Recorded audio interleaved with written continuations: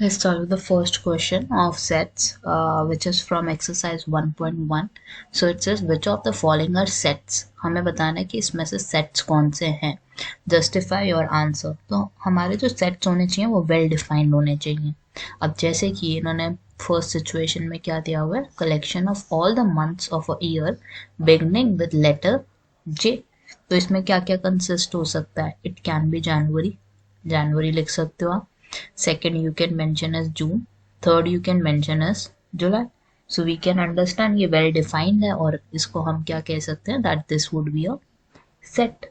Second situation में they are saying collection of 10 most talented writers of India. This cannot be a well defined set क्योंकि 10 most talented writers मेरे लिए कुछ और होंगे, आपके लिए कुछ और होंगे. So we cannot say that this would be a set.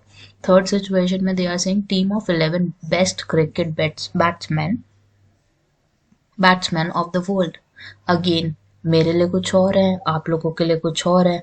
11 best cricket batsman, तो इसलिए इसको भी वेल डिफाइंड नहीं बोलेंगे, सेट नहीं कंसिडर हो सकता. फोर्थ वाले में they are saying collection of all boys in your class. Collection of all boys in your class का मतलब क्या है, that there would be the set would be well defined. हम मेंशन कर सकते हैं, let's say one is Ankit, Ankur, whatever names that would be there in the class, we can write those in your set. So we can say this would be a well defined set. हमें पता है कि कितने members आने हैं, तो well defined होगा ये हमारे लिए. Collection of all natural numbers less than 100. So हमें पता है it consists of first 99 natural numbers, so it would be a well defined set. Six situation में हमें क्या दिया हुआ है, collection of novels written by the writer Munshi Premchand.